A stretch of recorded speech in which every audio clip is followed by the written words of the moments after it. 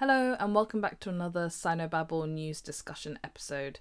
So today we've got 3 stories to discuss, but before I get into it, I just want to mention now that there will not be a news discussion episode next week because I'm away.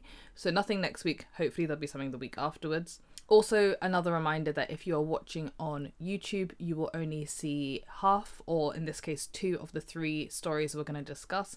And the rest of the stories will be on the Buy Me a Coffee page, so feel free to go over there and become a supporter or a member to receive those. Also, if you're listening on audio, you are hearing last week's episode. So again, if you want to hear the news stories as soon as they come out and hear the discussions and in a timely fashion, then please do consider becoming a supporter on Buy Me a Coffee. The link is down below. And with that said, let's get into the stories. So the first story we have to discuss is about relations between China, Pakistan and Afghanistan. This is in the wake of the skirmish between India and Pakistan that hopefully will not blow up into a larger conflict that will engulf other countries and, potentially endanger many lives. We've got a few different angles to discuss here. I'm going to start with the SCMP article, China urges trust cooperation with Pakistan, Afghanistan as regional tensions mount. Chinese Foreign Minister Wang Yi pledges support security cooperation as his counterparts discuss improving diplomatic ties.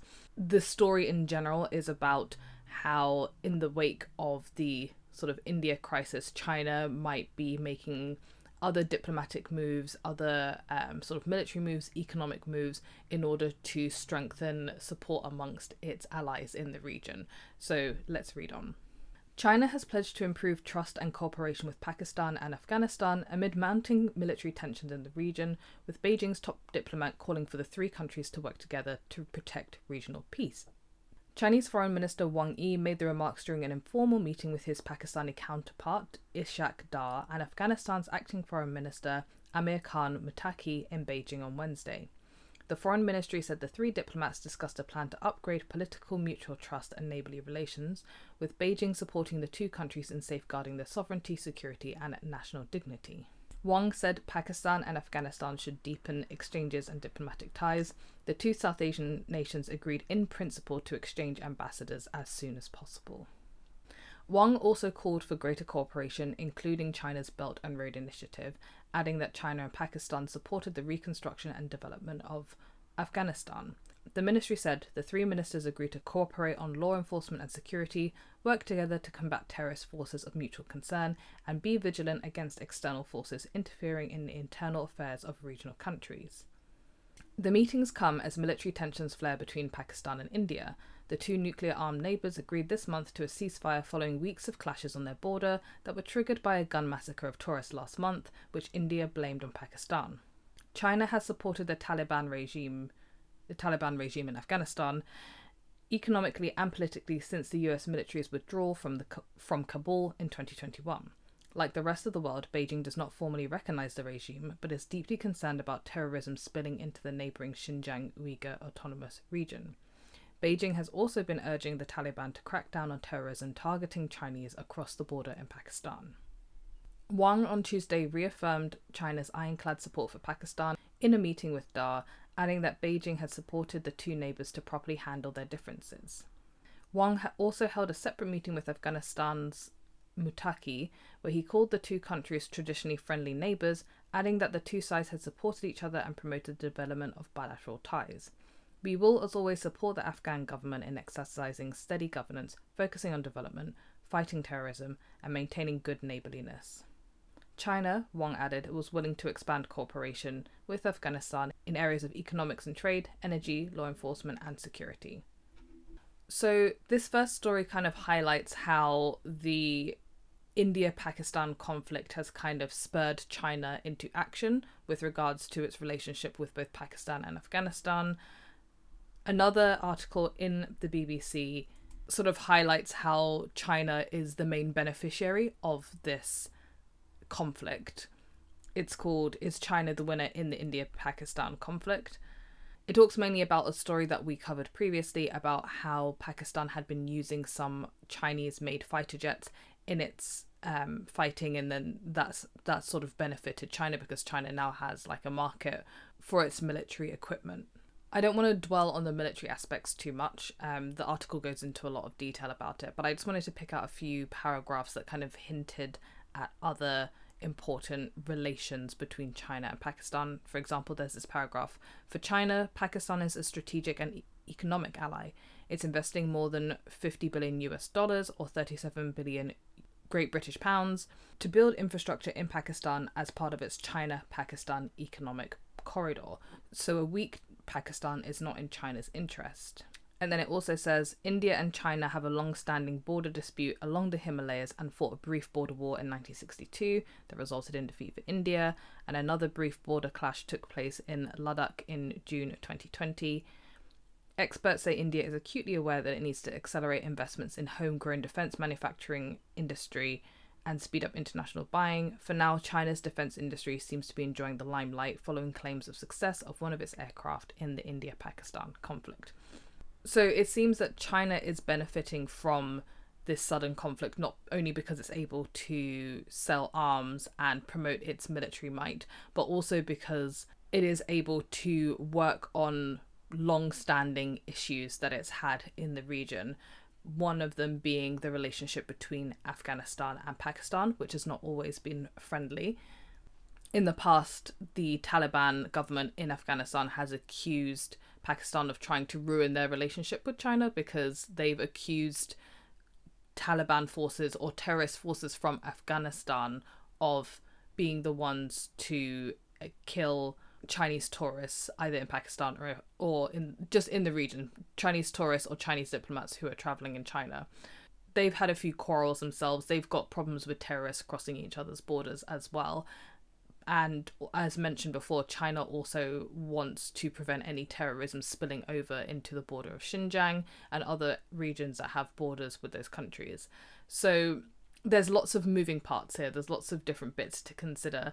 It's very much in China's best interest if they can not only improve their own relations with Pakistan and Afghanistan, build those places up economically, help them be either bulwarks or at least supporters, allies in the region, but also support an improved relationship between Afghanistan and Pakistan, again, as a bulwark against other nations like India, which are not aligned with China and have their own disputes with China. And then again, as part of Belt and Road or the China-Pakistan corridor, these places will then benefit China economically, not just through the export of military arms, but also through the export of other Chinese technologies.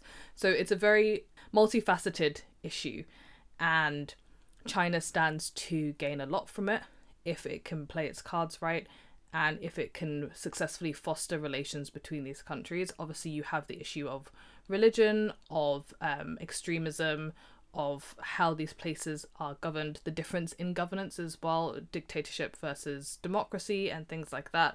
But we don't really see other countries courting Pakistan. And as mentioned, the Taliban government is not recognized in Afghanistan.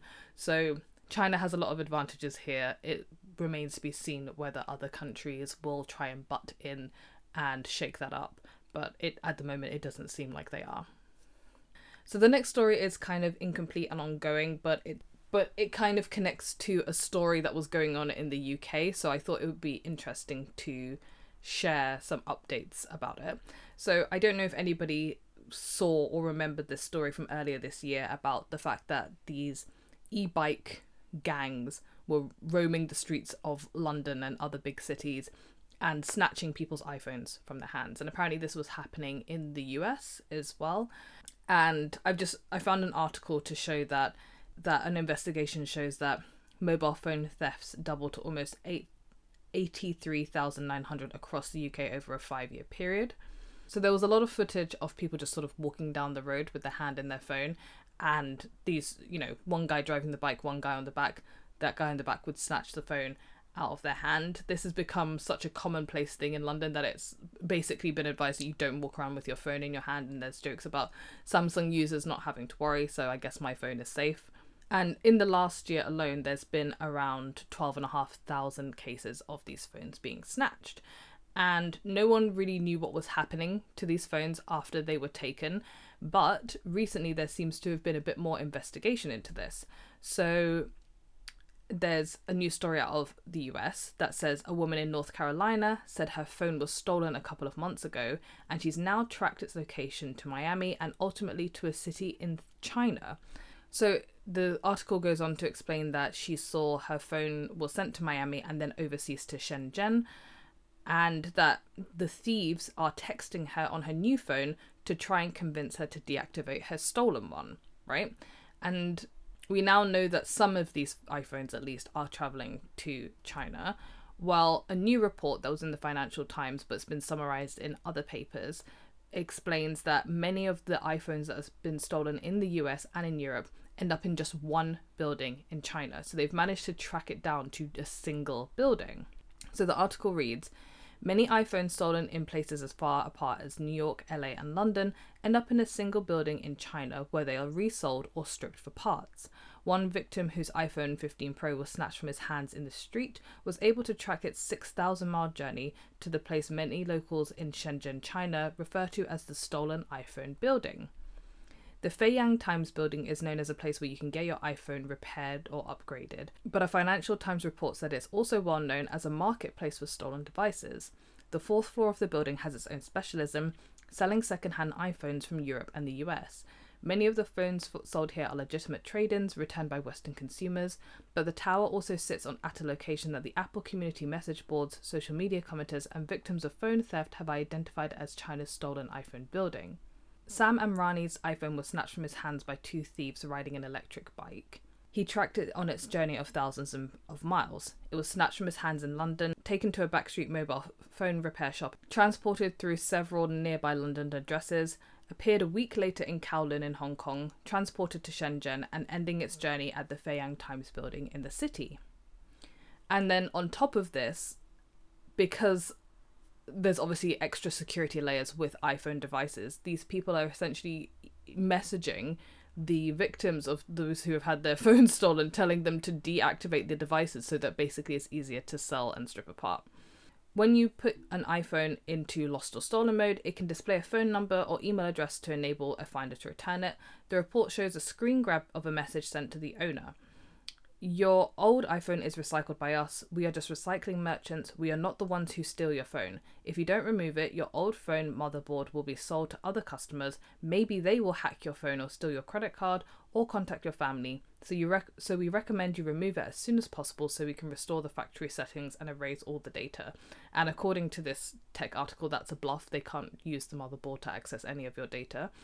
Yeah, the article in general is quite interesting because it shows how this is an actual crime ring that clearly is organized and international in its nature, because at the time the iPhone snatches on the streets just seemed like the new sort of wave of quick and easy sort of economic crimes that you see. I had no idea. I don't think anyone really had any idea of the scale of it, of the fact that it was organized, of the fact that it was anything more than just petty thieves trying to make money off of recycling people's iPhones. So yeah, I thought that was interesting. I thought that shed some light on that issue. Maybe you or someone you know has had their iPhone stolen, so you can let them know that it's probably in Shenzhen in China.